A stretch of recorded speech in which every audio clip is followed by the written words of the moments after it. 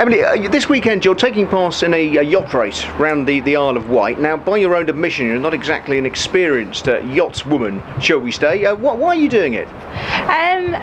Well, Ski Weekends invited me onto the boat, and I just thought it was a great opportunity to do something different.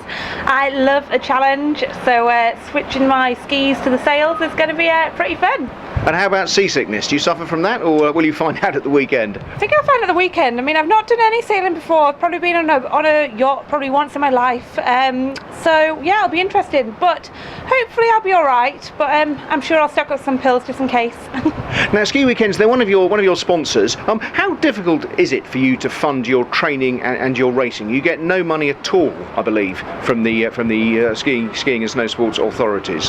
Yeah, it's quite hard to believe that kind of being like British number one, and you know, off to Sochi next year making the qualifications, that I am completely self-funded. But it is true, and I'm really lucky to have people like Ski Weekends, Dare to Be, Head, and people like that on board to really help me get there.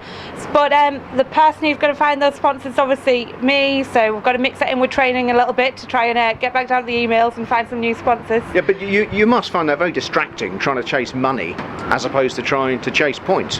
Yeah, I mean, it's totally not ideal and stuff, but that's the reality of being a British winter sports athlete, and it's just one of those things, part of the job, I suppose, at the moment. And I kind of like, you can always say, oh, I'm hard done to, I'm hard, like, you know, this and that, but at the end of the day, you've got to just get out there and do it. And I'm determined to be in Sochi and determined to do really well. So if it means that I have to find some sponsors in order to get there, then that's what I got to do. Do you feel a bit bitter though, the amount of money that's spent on the summer athletes in particular, especially when in the run-up to London 2012 and following up from there, they get a lot of money in sponsorship and for training facilities, and you get very little. Did you not feel bitter about that? Yeah, I mean, it's really difficult for people to understand kind of the difference of being a winter sports to a summer athlete.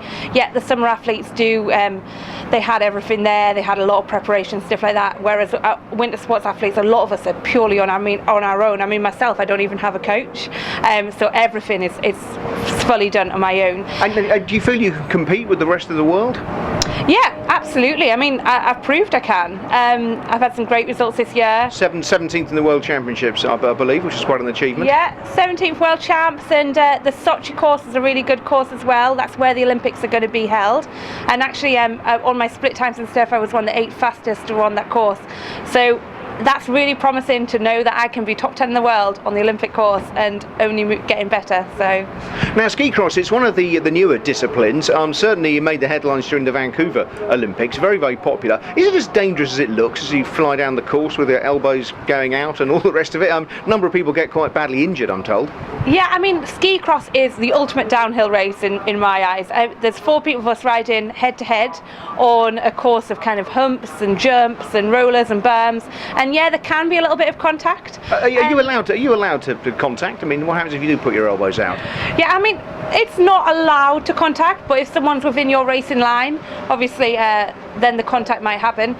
But yeah, it is dangerous. There are injuries and stuff. I mean, I injured myself really badly just before the Vancouver Games.